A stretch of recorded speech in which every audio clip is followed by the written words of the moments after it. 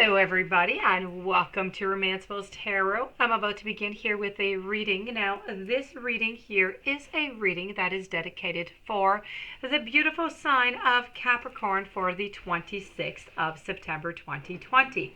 That being said, this is a general reading, so it might not resonate with everybody. So it really is important to really take whatever resonates with you, whatever you feel is right and correct, and the rest of it, just leave it aside. If you feel as though it doesn't quite make sense, then most likely it is simply not meant for you. And that is okay. It is a general reading, so it does happen. If ever you would like to have your own personal reading, please do contact me at romancefulltarot@gmail.com, and it will be my great pleasure to send you the different type of readings so we can go and find those answers that you are seeking. Also, if you have not yet subscribed to the channel, please do take a brief moment to click the subscribe button to show your support to the channel and to myself, and it would be greatly appreciated. So as I said, this reading here is for the sign of Capricorn, 26th of September. I'm going to explain. I have 3 different decks. So this is a blind spot reading. So it's your blind spot in love for the month of October. So I'm going to begin with the blind spot, and I'm going to finish it off with a lover's oracle and with a heart and soul oracle to finish everything up in beauty. So let's begin with your card for the day, for the month actually, in love. So this is you don't know, but you think that you do know. Now, when you draw this sigil, you think you know everything in a circumstance, but actually you do not know everything, and a critical piece of information is missing. Consider that this piece of information or awareness might be something no one sees yet. Or it might be a piece of information being provided already by someone outside that is being rejected. In this situation, acting from what you now know is acting in ignorance. The desire to be the one who knows is not in and itself all negative, but there is a shadow side to the quest for knowledge. The shadow side is that knowledge is often used by the ego as a security blanket. The ego uses knowledge to avoid things that is fear.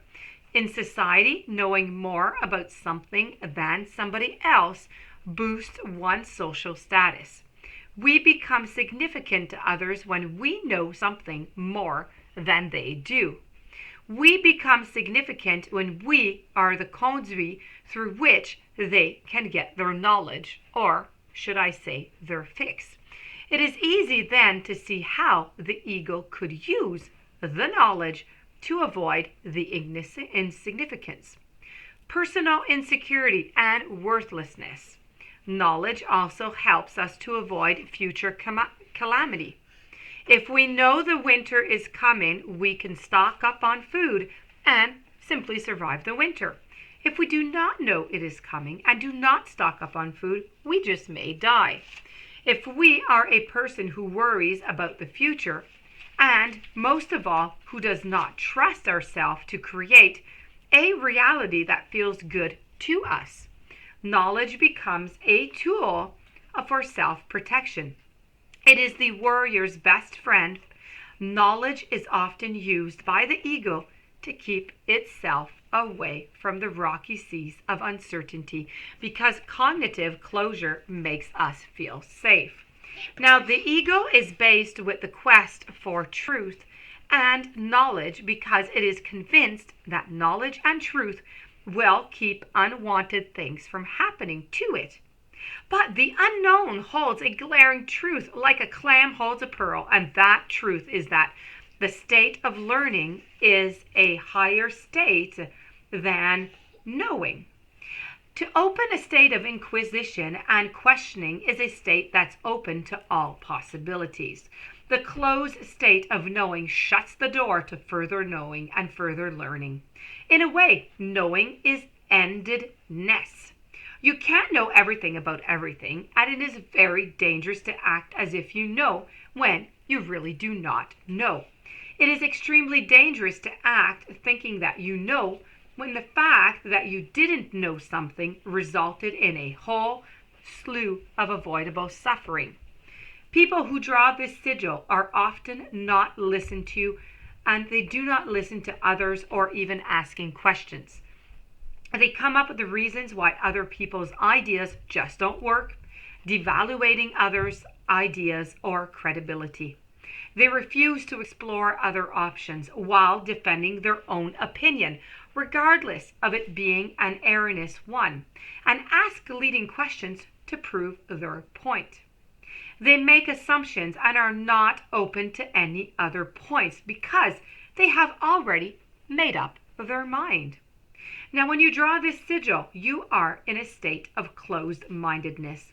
And if you are a better informed person who is finding it extremely difficult to think about problems from the perspective of a lesser informed people, doing so is critical in this very situation. You are not aware of a vital piece of information, but you are telling yourself and acting as though you know it all.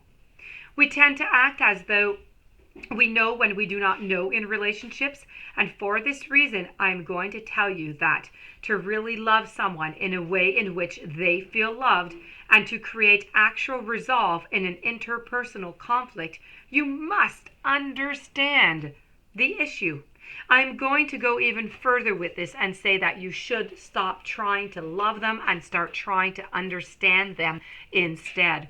And when we do not understand another person, we do all the wrong things, thinking that they are at the right things to do. When you understand something, you know that thing is on a mental, emotion, and physical level. It is no longer a guessing game.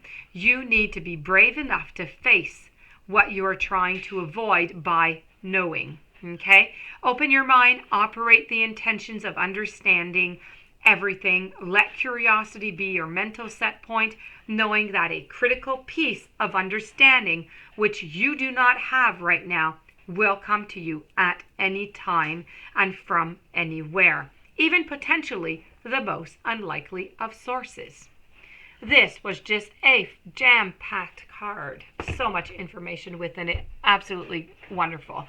So that being said, this is your blind spot for the month of October in love. I'm going to move on to the lovers, not the lovers oracle, to the soul and heart. I have passion reignites, and within the flawless patterns of each other's soul, you discover inner peace. You are caressed by each other's love, and this unfolds as endless blessing. Place no restrictions on one another. Be firmly grounded within each other's soil, but allow enough space for your branches to sway freely so that you each may dance to the song of your own spirit. And the Lover's Oracle would like to say, don't make a decision built on guilt or what you think you should do, for it is only in being true to yourself that you can be true to others. So this, my dear friends, was your reading. I do hope that you enjoyed it. I do hope that it made sense with you. Hope you're going to be able to apply it. If you do have any questions, you would like to have a reading, romancefulltarot@gmail.com. In the meanwhile, please don't forget to subscribe. Have a fantastic day. Thank you so very much for being there, and I'll see you soon. Many blessings to you.